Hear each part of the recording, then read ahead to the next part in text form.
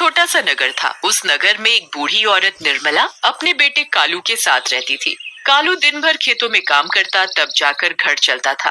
बेटे कालू, आज खेतों में जरा देर से चले जाना काम करने। क्यों माँ, क्या बात है? कुछ काम था क्या?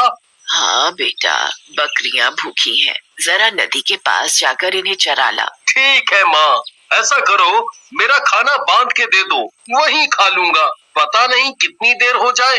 निर्मला खाना बांध कर कालू को दे देती है और कालू बकरियों को हाँकते हुए नदी के पास ले जाता है और सभी बकरियां अपना चढ़ने लगती हैं। चलो जी, बकरियां तो खाने में मस्त हैं, मैं जरा खाना खा लूं।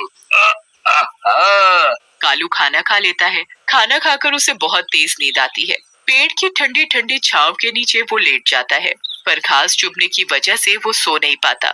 तभी कालू को पेड़ पर कुछ कपड़े लटके हुए दिखते हैं। कालू उन कपड़ों को उतार कर अपने नीचे बिछा लेता है और आराम से सो जाता है।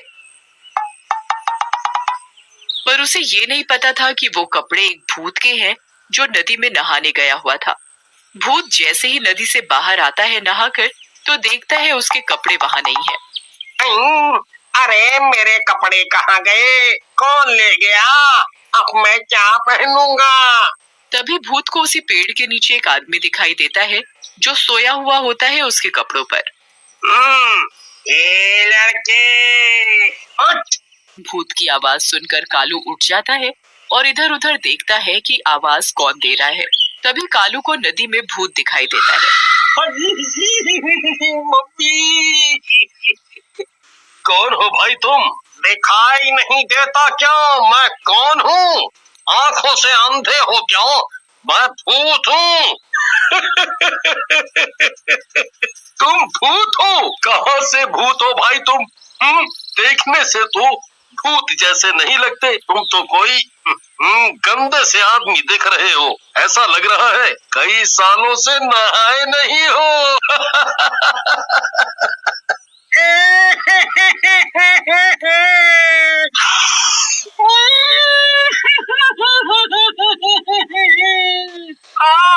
मैं सच में भूत हूँ।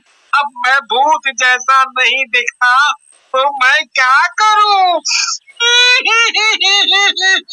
अच्छा, मान लिया तुम भूत हो, पर यहाँ आए कैसे? मैं यहाँ नहीं रहता। हम भूतों की भी एक दुनिया है। मैं तो अपने रास्ते से ही उड़कर जा रहा था इस नदी के ऊपर से। नदी दिखी तो सोचा ठंडा ठंडा साफ पानी है, नहा लूं। मैंने अपने कपड़े उतार कर पेड़ पर रख दिए थे और नहाने चला गया था। जिन कपड़ों पर तुम सोए हुए थे वो मेरी लंगोट है। तुम मेरी लंगोट दोगे तो मैं नदी से बाहर निकल पाऊंगा। अगर मैंने तुम्हारी लंगोट दे दी तो तुम नदी से बाहर आ जाओगे। और बाहर आते ही तुम मुझे खा जाओगे, फिर मेरी सारी बकरियों को भी खा जाओगे। नहीं नहीं, मैं तुम्हें और तुम्हारी बकरियों को नहीं खाऊंगा। मैं कैसे मान लूं कि तुम नहीं खाओगे? तुम भूतों का क्या भरोसा?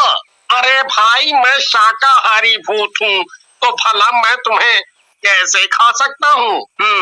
अगर मैंने अब इसे इसकी लंगोट दे दी तो ये भूत अपनी लंगोट लेकर चला जाएगा।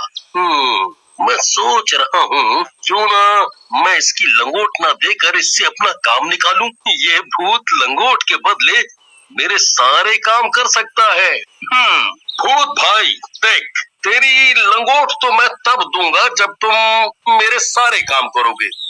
ठीक है, मैं तुम्हारे सारे काम कर दूंगा, पर तुम मुझे बाहर तो आने दो। कालू भूत को उसकी लंगोट तो नहीं देता, उसके लिए घर जाकर अपने कपड़े ले आता है और उसे अपने कपड़े पहना देता है।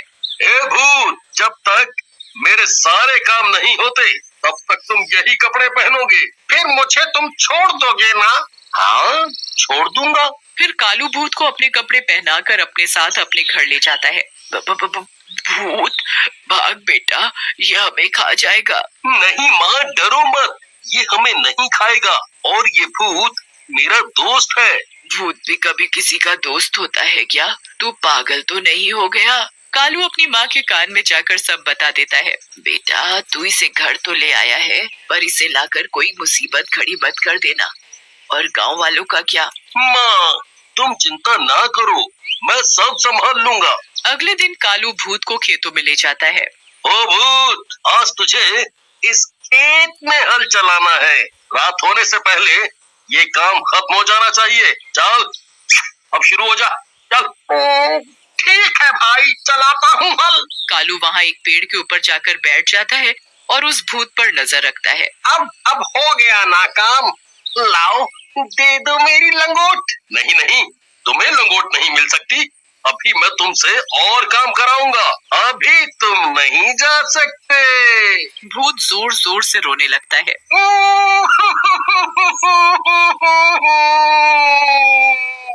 भाई मेरी लंगोट दे दो। अगर मेरे भूत भाइयों को पता चला कि मेरी लंगोट एक साधारण आदमी ने ले ली है और वो मुझे इसके बदले काम करा रहा है, तो मेरी बड़ी बदनामी होगी। ओहो, तू रोता बहुत है। अच्छा ये बता, भूख लगी है? खाना खाया? हाँ, खाऊंगा ना। बहुत जोरों से भूख लगी है। कालू अपने साथ जो खाना लाया था दोनों मिलकर उसे खाते हैं, पर भूत तो सालों से भूखा था। इतने दिनों बाद खाना देखा तो जल्दी जल्दी सारा खाना चट कर गया और कालू भूत का मुंह देखता ही रह गया। खाना खाकर दोनों घर चले जाते हैं। मुझे खाना दो, मुझे बहुत भूख लगी है। इतना स्वादिष्ट खाना मैंने पहली बार खाया है। और तू? अरे तू रोता क्यों है? मैं तेरे लिए अभी खाना लाती हूँ। माँ खाना बनाती है और भूत खाता ही जाता है, खाता ही जाता है, बस खाता ही जाता है। माँ खाना बनाते बनाते थक जाती है और घर का सारा राशन खत्म हो जाता है। और दो खाना। ओ भूत, अब कहाँ से दूं खाना? सारा राशन तो तू खा चुका है, अब घर में कुछ नहीं है खाने को। अरे माँ, ये सदियों से भूखा है, आज इसने मेरा खाना भी खा लिया। तभी गांव से मुखिया आते हैं अपनी बेटी की शादी का न्योता देने। भूत भूत भूत भूत, भागो भागो सभी, नहीं तो ये हमें खा जाएगा। मुखिया जी डरिए मत, ये आपको कुछ नहीं करेगा, ये हमारे साथ ही रहता है। कालू, तुम बोलते हो तो मान लेता हूँ कि ये किसी को कुछ नहीं करेगा। मुखिया जी, यहाँ कैसे आना हुआ? अरे हाँ, मैं इस भूत को देखकर सब भूल ही गया था। कल मेरी बेटी की शादी है, आपको न्योता देने आया था। फिर मुखिया वहाँ से चला जाता है।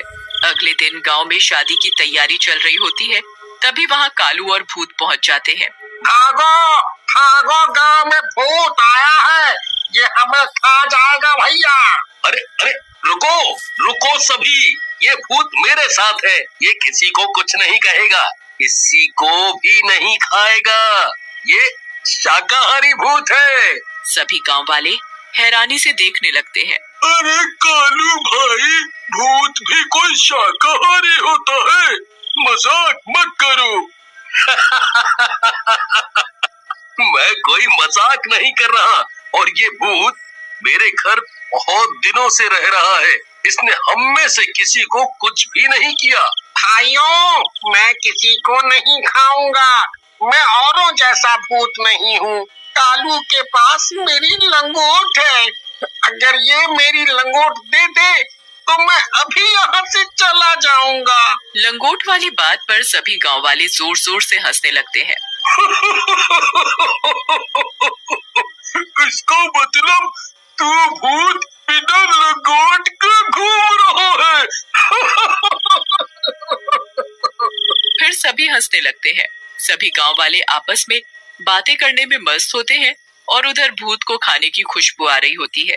भूत खुशबू तक पहुंच जाता है, देखता है उसके सामने इतना बढ़िया बढ़िया खाना रखा है। वो इधर उधर देखता है कि कोई नहीं देख रहा और वो फटाफट सारा खाना चट कर जाता है। तभी एक बच्चा उसे खाना खाते देख लेता है।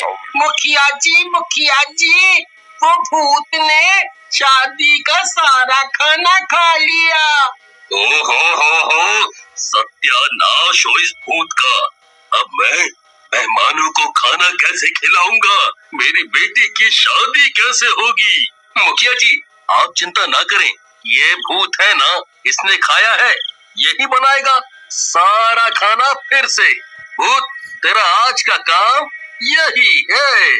भूत जल्दी जल्दी सभी सब्जियां काट देता है, आटा गूंथ देता है, सभी तरह की मिठाइयाँ बना देता है। देखो भाई, तुमने जो जो काम बोला मैंने सभी काम कर दिए। अब तो मेरी लंगोट दे दो। अभी नहीं दूंगा, अभी बहुत काम है। भूत फिर से जोर जोर से रोने लगता है। मेरी लंगोट दे दो, मेरी लंगोट दे दो ना। सभी बच्चे देखते हैं कि एक भूत रो रहा है और वो भी एक लंगोट के लिए, तो उस पर सब बहुत हंसते हैं। पर उधर भूत की भूख बढ़ती ही जा रही थी। भूत गांव वालों का खाना चुरा चुरा कर खाने लगा। ओ भूत सत्यानाश हो तेरा, सारा खाना खा गया चुरा कर। अब मेरे बीवी बच्चे क्या खाएंगे? शोर सुनकर सभी गांव वाले इकट्ठा हो जाते हैं। हाँ भाई, ये मेरे घर का भी सारा खाना खा गया। ऐसे ही ये भूत हमारे घरों का खाना खाने लगा, तो हम और हमारे बच्चे क्या खाएंगे? है, वो तो भूखे ही रह जाएंगे भैया। इस भूत का कुछ तो करना पड़ेगा। ये भूत कालू का है ना, उसी को बताते हैं जाकर। है? सभी गांव वाले मिलकर कालू के घर जाते हैं और भूत की सारी बात कालू को बताते हैं।